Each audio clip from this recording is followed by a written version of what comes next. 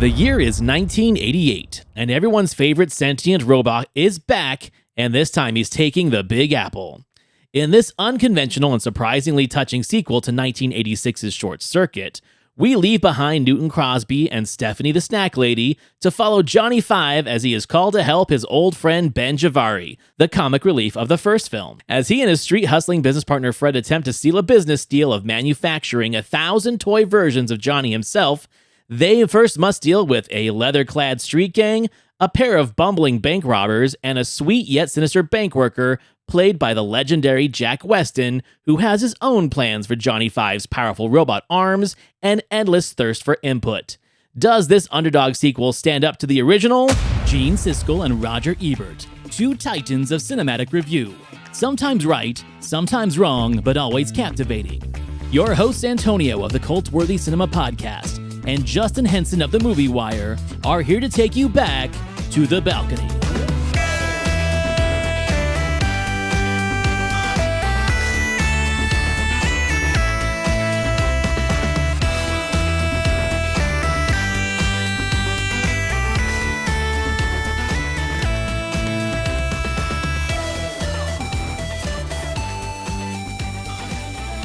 Okay, so you had a sequel, now I'm bringing a sequel. We talked about Ghostbusters 2 last week, specifically what I called sequelitis, where you have a great big film, you got a blockbuster, and what do you do with the sequel? You try and surpass the original. You throw more marketing at it, you throw more special effects, you throw more merchandising opportunities, right? That's what Ghostbusters 2 does. And despite what Siskel and Ebert had to say about it, we have our own feelings on why we think it was successful.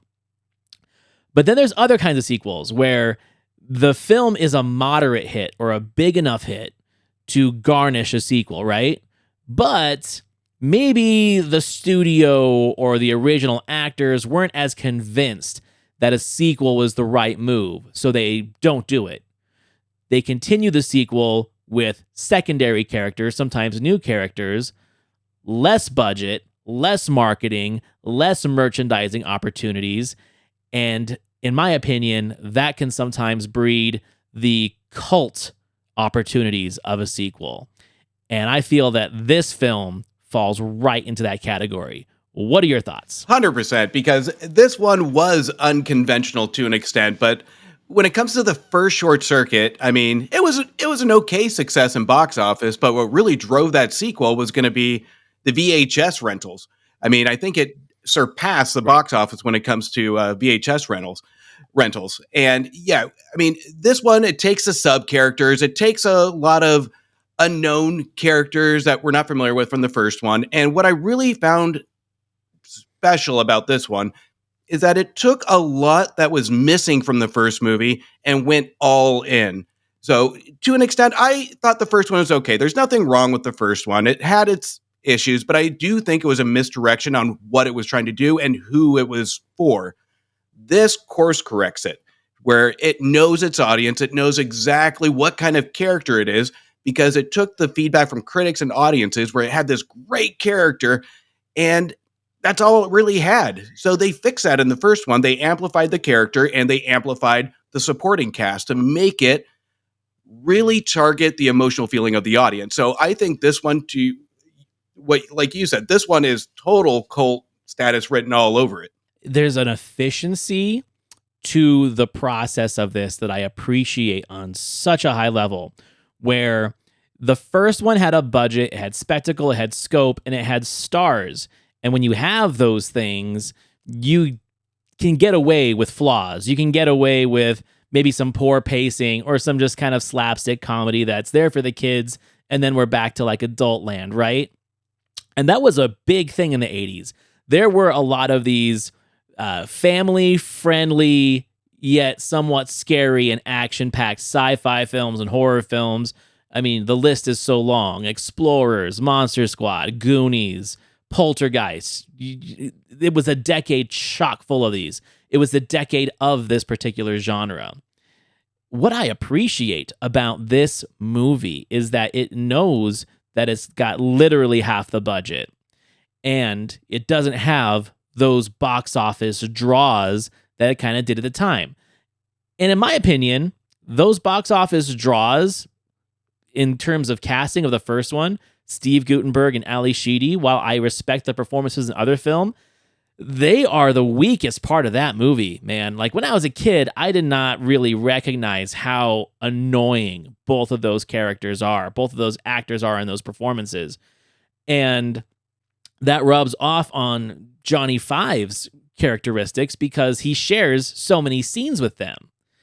So it's crazy to say that when you take those equations out of it and focus on the writing, focus on the dialogue, the script, knowing that you don't have the scale, knowing that you don't have the budget, and you have to get creative. So you get creative with dialogue and plot structure.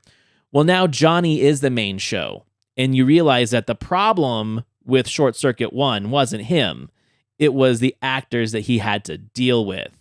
So being able to be with, in my opinion, the second best part of the first film, that being Fisher Stevens' performance, and pairing him with comedy legend Michael McKean, oh my God, it just works on so many levels. But because the movie wasn't a hit in the box office, people consider it a bad movie. I say go back and rewatch it with the first one and tell me that there's a huge glaring difference of what they're doing. We take the big stars from the first one, and you're absolutely right, because this is where the writing really leaned heavily on the romance between our two main characters, and Johnny Five really learning where he places in this plot of the military chasing or whatever it may be. This one, we have great casting to really contradict, but on top of that, this is what I really treasure about this movie, and we see this a lot in the future of the 90s, 2000s, and even today, is where we take a lot of these movies that have a central character, and they know what they have. It's this cool-looking robot. It's this cute and cuddly character. It's this thing that's just going to make your eyes pop on screen. And we focus on that. Filmmakers, writers, they all do it. And we focus on this one central point character. This is where it's clever in the writing, is this movie has so much dialogue where we don't really pause. There's always something going on, and it's with characters that we absolutely love, that are entertaining on screen, just like our robot. We have movies today that just sit there and we are maybe looking at this character for probably about 2-3 minute pauses just so they can show us and say, look what I can do. The characters keep going. Johnny Five keeps going. It's a brilliant strategy. It shows off the capabilities of our filmmakers and our writers here. And the performances, they contradict each other so well. Well, it just feels like it just works. Yeah, and the chemistry, like you said, is there. And one of the things that you mentioned earlier that I really think is why this movie is better is because with the dialogue, they did what worked in the first one, but was used too sporadically, right? So the funniest lines in the first one actually belong to Fisher Stevens' characters, but they're little throwaway lines, like when he's on the side of the road, or when they're in a van and Steven Guttenberg can't drive properly, or if he gets fired and he's like, okay, I guess I have to go slap the sidewalk instead of pound the pavement. Like those little idioms that he uses, those were the best parts. So what do? You double down on the sequel and you make him a fish out of water now, where these clever little idioms and these dialogues can be used to really make his character the focal point. Because even though this is Johnny Five's movie, Ben is the driving force to get Johnny Five into the movie. And they really took a gamble of like, did people appreciate that side character enough to want to go see a sequel about him and not about Newton Crosby and Stephanie the Sack Lady? Well, box office wise, no, they didn't. But in terms of appreciation and critical appreciation, as we're going to talk about soon with our critics, it did work. It did work. They left the weaknesses of the first one behind and focused on what worked on this one. It's a genius formula, and I don't know why more films and sequels and legacy sequels don't do it. It's like, why don't you focus on what worked and stop trying to reinvent the wheel every time you make a sequel? Well, we take the normality of these characters. They're relatable because we we have our main character, Johnny Five, obviously. We have uh, the gullibleness of our main character that matches Johnny Five almost perfectly. We have these two people, well, I shouldn't say people, one person, one robot in a new environment, and they focus on the environment. They don't go into the stereotypical stereotype of our main character or a robot. They focus on these two working together to kind of understand the environment that they're in. And that's what makes a really funny moment, because you add that conflicting character of Fred to really be the voice of reason. And this is why we don't really hate our character Fred that much, because we know he knows his stuff in the city and he's guiding these characters along these comedic situations. So I think when it comes to the way the characters all kind of work, it's almost it's a brilliant setup from our writers to really push this plot along and make it justified to have all these subplots of the diamond thieves, the side romance. Right. They've earned that right to do so because these characters are almost on autopilot of pushing this story along. Yeah. So let's talk about Fred really fast. Michael McKean has always been one of my favorite character actors. The first time I remember seeing him, of course, has got to be Spinal Tap. I think with everyone else, maybe Laverne and Shirley. He did a lot of TV back then, but seeing him in those and the Christopher Guest films and countless other films, he just was a man of all mediums. Whether it was stage and theater, comedies on screen, or even on HBO where he played the boss on Dream On. He was Brian Benben's boss.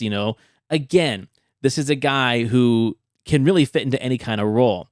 And the way this role is written, you need a charismatic and likable person to be in that role, because the character itself is pretty sinister and kind of sleazy and very easily unlikable.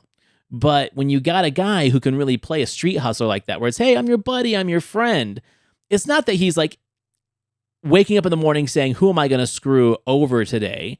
It's how am I going to get mine today, right? So there is a little bit more of relatability in that kind of character, and the way he plays it is perfect.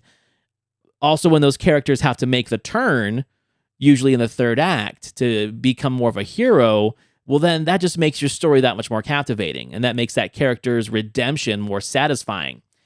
And that's exactly what this guy does here. So, yeah, I think this film is too smart for me to say these were happy accidents of how these chemistries worked and how these dialogues worked. It really feels intentional, but it's easy for people to pass it off as a happy accident because of how bad the film failed at the box office. And again, you and I talk about this all the time, where we have to stop hanging like the laurel of box office success in terms of like the entertainment quality of a movie. Keep in mind, I think this one was a wrong time, and I'm not going to go deep dive into the box office, but this could have been something better with Roger Rabbit opening a week prior. This was a huge competition at the box office, and I can go into the marketing thing of this one, but what really, and I think you're right, because this one, I think, is smarter than what people give it credit for. There is a lot of layers to this, and I can't believe I'm saying this about Short Circuit too, but there is layer of an emotional element to this, because we have this robot that really wants to fit in. It has this human feeling. People laugh in public. He doesn't know how to dress. He gets kicked out of a church. He visits all these ways to kind of find that human element to fit in, and nobody is accepting him. We get to that scene towards the end where he's in jail and he pulls out Pinocchio and Frankenstein, almost like his self-help books. So this is him at his peak trying to figure out how to live in society. So there is, I think, we don't give this film enough credit because, kind of like what you said, the box office doesn't tell the story. We just assume because this is a cute character, there's not different layers to it.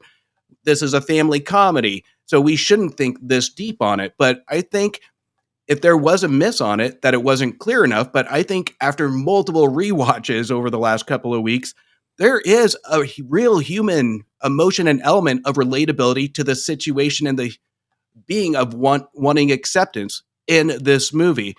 And when we get to kind of the end of the climax, we want to root for these characters. And I love the fact that we don't treat our human characters as the Superman syndrome, where they become the heroes of the day, where they become these Right. uh, characters that the movie didn't set up for. We focus on Johnny Five, and it's earned because he's learned this human element, and it's frustrating, and he's at his peak. He's had enough. So there is a lot that this movie does that I think, again, not enough credit. And I think if people do a rewatch, look for these moments and they'll have a greater appreciation for it. Rewatchability, and you know how I feel about rewatchability. It's usually how I hold a movie or an entertainment experience at a certain level is, will I put it on the shelf? Will I grab it? Will I rewatch it? If I don't want to rewatch a film, I don't put it on my shelf. That's kind of how I gauge the entertainment factor for me. And so I went and rewatched the first one in two parts yesterday and today because I had a hard time getting through it. The first one does not have a lot of rewatchability to it. It doesn't. And it's one of the same things I have issues with some of the Marvel movies is origin stories. I'm not a huge fan of origin stories because you spend a good 40 minutes of watching this character develop, but you already know what the character is supposed to be, right? And so you're anticipating, when is that character going to get to that point where I like him, where he can talk, where he's got all of the funny wise gags and slapstick routines that he's learned from TV. That's the Johnny Five I want to see. When you go back and rewatch the first one, it's 45 minutes before he even says his first funny line. You have to deal with Newton Crosby and Stephanie the snack lady and her evil ex-boyfriend and the dog on the roof. Like, there's so much garbage you have to wade through in the first one to get to Johnny Five. So if the first one is his origin story and it's him becoming sentient, it's his quest for existence, right? That's the first one. The second one is his quest for acceptance. He wants to be accepted as a human. He wants to be accepted as a person, as something of society. And that's his major conflict in this movie, especially in the city where, yes, he does get accepted, but by groups of people that are just trying to exploit him. And the people that he really wants to be a part of look at him as like a sideshow freak and as just, oh, it's that crazy robot. So those emotional turns that the first film lacked is the heart of this movie, and it makes Johnny Five more than just a merchandising opportunity. He's a real character. That's just good writing, that's good structure, and great vocal performance for Johnny Five. Because it could have been a very, very different movie had we not had that performance and that vocal trait that we're used to from the first film. Yeah, well, we look at the vocal performance here with Johnny Five, and this has to be a challenge of having that comedic timing of delivery when it comes to these lines, and to make it sound equally robotic, almost human. And I think that's what they really do a fantastic job on, is really landing the comedic lines on this one. And I think not only that, but the movements, the puppetry of this robot, they land all that too. So when it comes to how Johnny Five interacts when it comes to his delivery of lines and his puppetry, I think they actually do a really fantastic job. Tim Blaney, I think, really nails it, because I think the first one is almost an audition. Like you said, it took 45 minutes to get into it, and it's almost like a setup to this movie of what it should have been. And he's in his comfort zone here. So this is in his younger prime. And I think with how great this character was received by audiences, he knew he had to take it up a step, and he does, and he adds his own human element to it. It's funny because when I was watching this, it made me think of another robot sequel. So I prefer his performance and the less amount of the audio treatment they do to make his voice sound robotic from the first one to this one. It sounds more human. And it made me think how much I was annoyed from RoboCop to RoboCop 2, where they make Murphy's voice sound more human and less robotic. There was something that just didn't sit right with me. It's like, well, why would his voice sound more human? He's still a cyborg. You know, are they just trying to make him more relatable in the second one? Don't get me wrong. I love RoboCop 2, but that was always my biggest problem, is like, well, now he just sounds too human. He doesn't sound like RoboCop anymore. Where with this one, it's like, okay, well, now Johnny Five does sound more like a person, and he wants to be a person. It works. It works with his character motivation, his quest for input, which I think is one of the best character driving points of this film, is the fact that, oh no, he didn't learn everything back in Oregon or on the farm. Now he's in the big city and there's bookstores and newspapers and magazine stands for him to go through. It's fun. And when we get to our critics, they had a lot of fun with that too. If that's something that I really like about their particular review, is you don't get to see these guys have fun. And you don't get to see these guys often say, it's not a great movie, but damn it, I had a good time. They don't do that often. So when we get to that, it's going to be really interesting to hear what they have to say for people who haven't heard that review. And those are the best reviews, when you can open, hand over heart say, you know what, this might not be a masterpiece, but I'm going to put my critic hat aside and say I had a lot of fun. Because at the end of the day, that's what audiences want to hear. That's what people paying the money wants to hear. They don't want to hear specific lines of dialogue. They don't want to look for a particular single performance. If it all works, by the end of the day, from start to finish, did you have a good time? And this movie, I'm pretty bold on saying it's nearly impossible not to smile at this movie or feel something towards the end of this movie. It's one of those that really hits the human element of emotion, no matter who you are. And that's what it aims to do. But at the end, if you're not just kind of cringing or shedding a tear, you might as well be a machine, just like the first Johnny Five. I mean, this one does really get you in the gut when it comes to just feeling different emotions. And it's not just that single climax that I know I've ranted before, where you go through an entire movie and then it just tries to sucker punch you at the end. This one builds, it earns, and you feel that emotion throughout the movie. So it's not just this one emotional element where we're just saying, oh no, that happened to this cute character that we have. We feel that in multiple parts of the movie because, again, like we spoke to earlier, it's relatable and it's smart. It's brilliantly written to actually lead up to that. I got to say that Cynthia Gibb is so much more palatable than Ali Sheedy was in Short Circuit 1. I like Cynthia Gibb. The first movie I saw her in, well, it was probably this one because I saw this in the theater, but recognized her in as an actress I was fond of was she was in that movie Malone with Burt Reynolds, where it's essentially Shane. You know, he's like a hitman that gets stuck in this small town and she's the farmer's daughter and you got to help us, Malone. Like, that's a great movie. And she kind of brings that same energy to this one, except now it's like big city businesswoman. I got to land this deal kind of thing. She's great. She's really charming. And her chemistry with Fisher Stevens is just really, really cute. And it's really warm.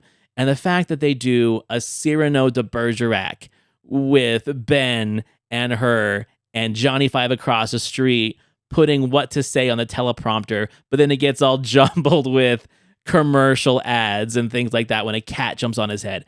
That is comedy gold. It may be cliche, but it's done so well and with so much respect to the characters that it's just one of those glowing moments of many glowing moments in this movie. And we got to talk about Jack Weston really fast.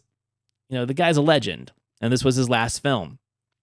We'd seen him a year earlier doing Ishtar, because, of course, you know, Elaine May, got to have Jack Weston in your movie, and then Dirty Dancing, where he is the manager of the hotel. Jack Weston has always been this guy that can be so sweetly sinister, and that's what his character Oscar needed to be. It needed to be someone that Johnny could trust, so when the turn comes and we see the villainous side of him, yeah, we might have been expecting it, but we didn't want it to happen because he seems like such a nice guy. Jack Weston was so good at that. Well, he's so good because he plays the average guy. And you're right. We don't want to see it because that's the only lifeline almost that Johnny Five has. But you know it's happening and you see it coming, but you're just hoping for that twist because the performance is great and the chemistry is great. But even though he is such a great actor, to have that subtleness, to kind of wink at the camera and say, this is coming. Don't like my character too much. So he plays it really, really well. When it comes to Cynthia Gibbs, this is where I actually did have an issue with it. Before I get into that scene, because that scene is the most memorable scene of the movie, next to another one that I'll mention later. It's an adorable scene, and it's so cute that it's so hard not to just go aw to the screen. But I think this character of Sandy was written completely wrong. To me, she should have had a little bit more because I think that the character was written too safe. When she's on screen, She is Mm. great. She has that likability. She has that on-screen presence. And when she does deliver that her lines, it's powerful enough to be really energetic to the audience.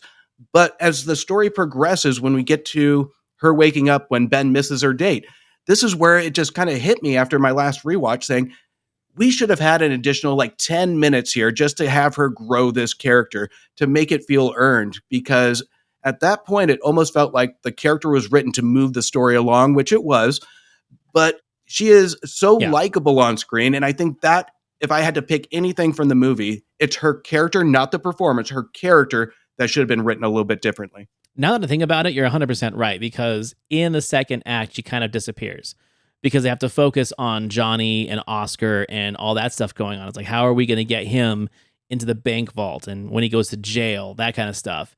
There's no room for her. And it's a shame because you're right. That character did need more driving force. But I think they do a good enough job to like compensate it in that date scene. So she does have an attachment to Ben when he goes missing. But I think you're 100% right now that I think about it, is they left a lot on the table with her and her character development. At the same time, that date scene, you can't get better than that when it comes to a likable cliche moment with really leaning on Johnny Five and Ben's chemistry and personality. This is what really mends that bridge between the two, to really have that and solidify that likability as a two character unit. So I think that scene is super important in the movie. And I think I wouldn't have done it any other way, because it is one of those moments in this movie that is absolutely perfect. So if I had to put my critic hat on and give it some constructive criticism, which there are lots, but again, it's hard because I'm a champion of this movie because they did so much with so little. I like the soundtrack. I like the pacing, the editing, and I'm kind of glad that John Badham didn't come back to direct because I feel that he would have focused too much on action. And, they brought in a director, Kenneth Johnson, who's a TV guy. And sometimes we have issues with TV guys, but this is the kind of film that a TV guy is actually good at, because this could have been a series.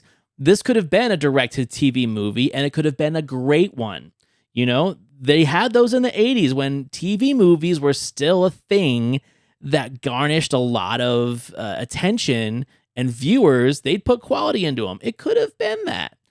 So I don't have any really issues with those. Where I do have issues, I have some issue with the slapstick comedy, especially involving the two burglars, right?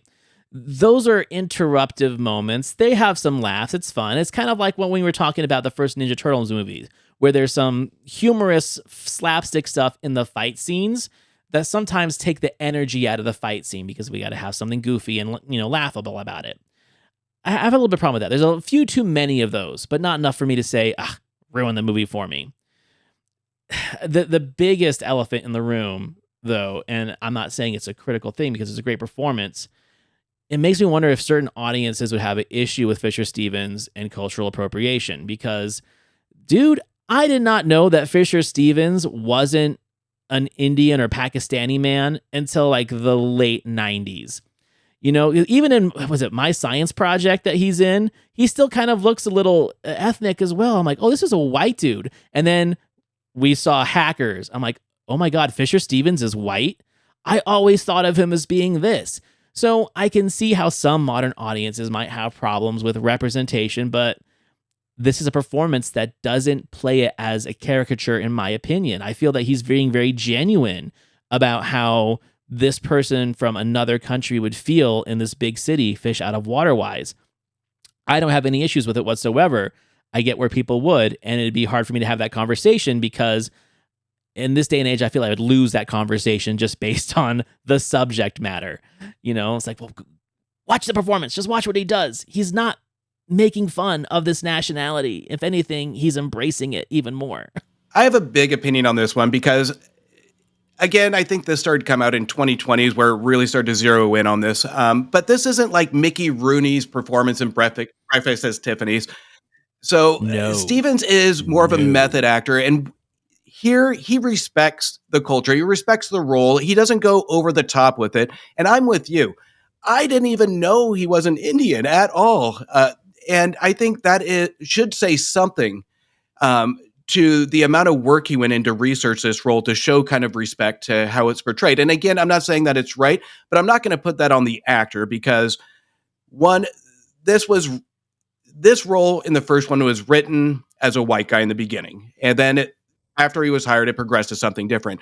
Right. This is writers and filmmakers changing the script in the 80s, which, again, 80s, of course, not like today. If anybody were to point fingers, I wouldn't put this at Fisher Stevens because I think he did a great job. But I would put this on more of the filmmaker side. And I think Fisher Stevens was like 21 when he did the original, if I remember correctly. So this is a young guy in the 80s in Hollywood. Yeah. So, and that's not to justify how it stands today, because yes, it is outdated when it comes to how they handled those situations. But I think given the time, I think it's a brilliant performance, and it could have gone downhill and been a lot more outdated, as we saw, like I said, from Mickey Rooney's Breakfast at Tiffany's. That wasn't this performance. Agreed. And then he got to go make Super Mario Brothers, the movie, which we'll get into eventually, Yes. I'm sure. Yes. All right, man. Well, let's hear what our critics had to say about this because, one of the main reasons why he picked this, not just because it was a sequel, but it is one of those sequels that they preferred to the original. We'll get to the other one eventually. I'm dreading it, but it's on the list. But let's hear what they have to say about this one. When the original Short Circuit came out, it looked suspiciously inspired by E.T., with the same central gimmick of a cute and clever little creature absorbed American culture while also sort of misunderstanding it and satirizing it. You had to give Short Circuit credit, though, for at least creating an entertaining creature, a mechanical toy that had a great personality. And this time, I also enjoyed that personality and the subplot about the two fly-by-night street peddlers who got the bright idea of employing Johnny Five to manufacture his own rip-off toys. He's going to make the toys himself. Now, this is not a great movie. It's probably better, it will probably seem better the younger you are, but it is a pleasant movie and an entertaining one. I liked it without necessarily going crazy over it. Again, he talks about how it's not a great movie, but it was very entertaining, and he likes the character. If there's one thing that these guys are very fickle on, right, is your non-human, right? Is your non-human character likable, or is it just a ripoff of something else? They like E.T., they like this. They didn't like the Ghosts and the Frighteners because they were too close to Ghostbusters. No one likes Mac and Me, but they were very fickle on what your main non-human anthropomorphic character is. And we just talked about it. Johnny Five is great. The performance is great. The special effects and puppetry is great. It feels like a character, and he's really focusing in on that. What do you think about that? So sometimes I really wish, given the Siskel and Ebert reviews, that E.T. came out in like 1989 because right, like how many movies do they compare to E.T. and Ghostbusters? Like early 80s, that's the watermark, and sometimes it just drives me nuts. But to a point, focusing on the character, absolutely right. And this is what kind of drives me nuts, but at the same time, he is right, is he gave the first one a horrible review, more brutal than I think he should be or how he explained it. But his entire review focused around the character. So it's almost obvious that the character is going to be prominent in this review. And this one, again, like we discussed earlier, is going to be more likable. And it's an interesting character. And it's really going to set that tone for the movie of how this character shows up and how it shows up in a new environment. So I think he's spot on as getting into the review to focus on the character. For the love of God, leave out E.T., but I like the fact that he is focusing on Johnny Five. I liked it, and I was very surprised by it. I was not a big fan of the original Short Circuit. I think here is that rare sequel that's better than the original, because all they had going for themselves, I think, in the original was the creature. Well, now here they've taken the creature, and this is a very heavily worked on script. There are a lot of jokes here, especially with the Indian friend of his. There's so much dialogue in here, and a lot of it made me really laugh out loud. I thought it was very satirical, very topical, and then, of course, you get down to the crunch, which is, do you care when the creature's life is in jeopardy? Oh, I did. And I did, and that means the movie is working. When they're hammering that thing, the bad guys are killing that animal, I was going to say, killing that little robot, I felt bad. So, again, he is on board with the film, but he does something that I feel he doesn't do enough, and that is paying credit to the writers and paying credit to the script. So many times we hear this guy not even mention the script, not even mention the writing. He cares more about just the story. There was no story. There was nothing going on. Where's the story? Or focusing on the direction or the performances. He never talks about the writers. He never talks about the script. And since we already discussed this, and it's been a while since I watched this review, I was like, yeah, he gets it. It's that whole, we have less to work with visually, so let's make sure that what is coming out of these people's mouths is entertaining, is thought-provoking, and it's moving the plot along, and it makes you want to watch more and hear more. I agree. And this script had some heart to it. I don't know if I would agree 100% that this script was almost hinting that it was reworked or rewritten, or I'm sure it did at some points, but these are the same guys that did Batteries Not Included, Tremors, all these character-based movies that have memorable characters. And even recently we did Batteries Not Included that had a ton of heart to it. Mm-hmm. These are some skilled writers that really knew how to bring in that element in to support the special effects, not have the special effects just run the movie. So these aren't brand new to the rodeo kind of writers. They know exactly what they were doing. And I think the filmmakers were brilliant on bringing these two in to really focus on that heart and that likability element of these characters. Because yet again, these two writers really knock it out of the ballpark when it comes to how we love these characters and how we love to watch them on screen. And it makes me laugh because they tore apart Batteries Not Included. Well, at least Gene did. Roger liked it, but it does the same thing. Like, it tugs at the same heartstrings. It really does. They don't have as many, I'm going to say, emotionally sympathetic characters in peril like they do in Batteries Not Included. Yes, Ben and Fred end up in a freezer, which is very perilous, and Cynthia Gibb has to come and rescue them. But it's not as emotionally gripping as the elderly who are about to have their home torn down, or the pregnant woman whose husband is off down in Cuba doing his Latin dance band. Like, it's the same heartstrings. I think the stakes are lower in this one. And by making Johnny the real character, that is the difference between that and Batteries Not Included. However, the fact that he is so in touch with what is happening to Johnny Five, especially it's a very traumatic scene where he is nearly beaten to death, and it's a merciless beating. It's not like us seeing a gangster beaten in a cornfield like in Casino, where it's like, oh, that really sucks, but dude kind of had it coming. No, we've fallen in love with this character, and now we're watching him just being destroyed mercilessly by this group of guys.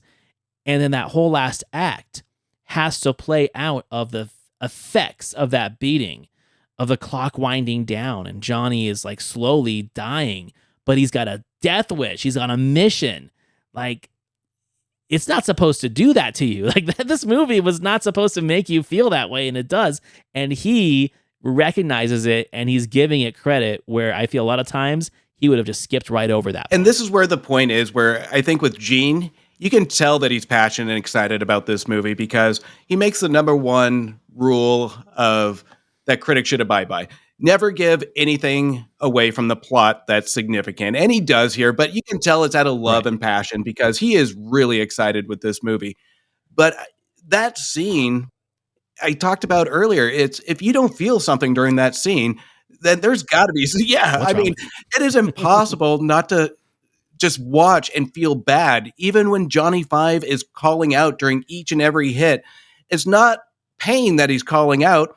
It's betrayal of humanity, because he doesn't feel pain per se, but he does feel the emotional pain of what's happening to him. He does fear death. And again, this is where I'm going way overboard on Short Circuit 2 when it comes to the layers of it.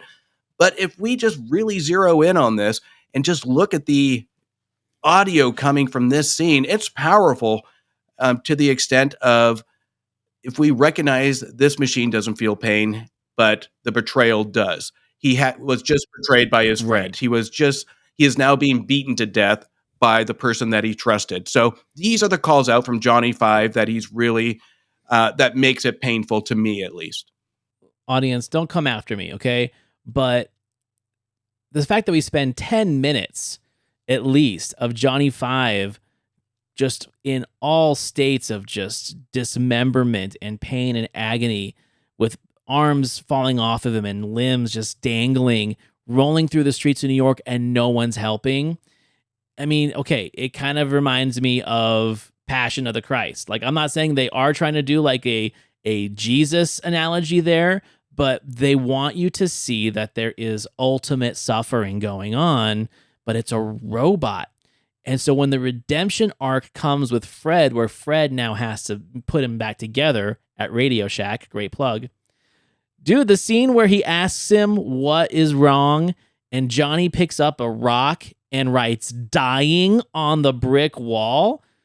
I'm 42 years old, almost 43, and I was downstairs in the screening room like, oh my God, I'm going to cry right now. Over Short Circuit too. I'm the same way. That entire last like 30 minutes or so, it's an emotional roller coaster. And it's that rock, it got me. I'll admit it too, since you admitted it. It's the music supporting these two characters as they're redeeming their friendship almost. And you're seeing the aftermath of what happened to Johnny. It's almost like Fred just realizes what horrible people that we have in this world almost, because this is where he singles out somebody that's suffering, that needs help. And he takes off his New York hat and this tough guy act, and he goes to help somebody that he wanted to sell earlier in the movie because he sees that suffering. He sees that pain. And a piece of him, again, getting into the layers again, this is where he even wanted redemption.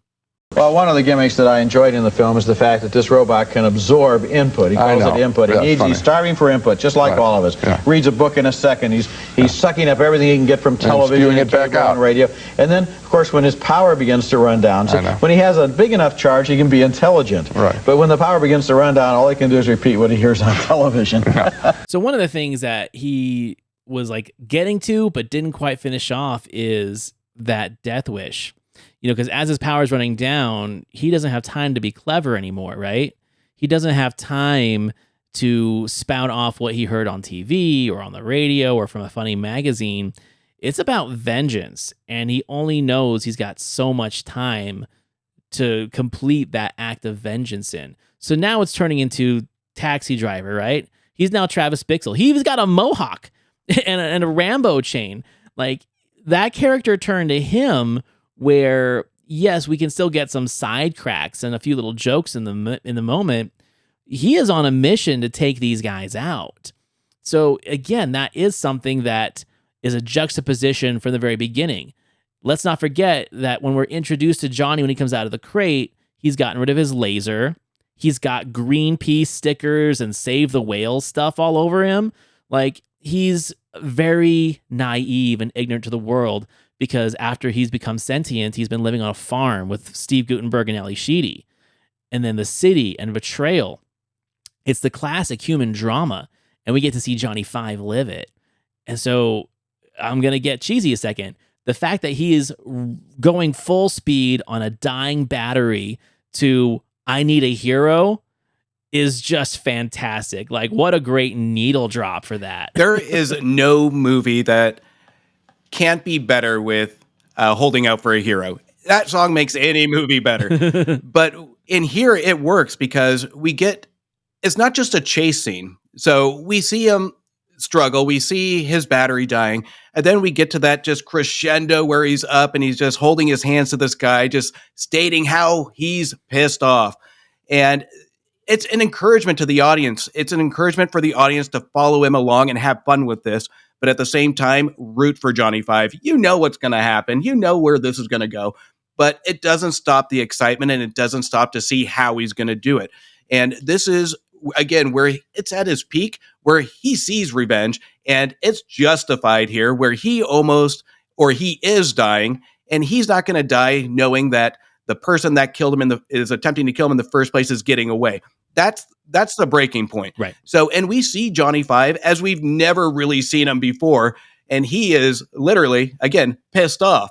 So, and we see the example of this. So I think this is one of, as I spoke to earlier, one of my favorite scenes of the movie, not just because of Bonnie Tyler's Holding Out for a Hero, but because we see this character with an earned climax or coming to an earned emotion. So I think it's really brilliantly set up and brilliantly done. I mean, I can't believe how much we just waxed poetic about Short Circuit 2. You know, again, I am not even gonna call it a guilty pleasure. It's a genuinely good film. I don't give a damn about audience scores or about critic scores or tomato scores.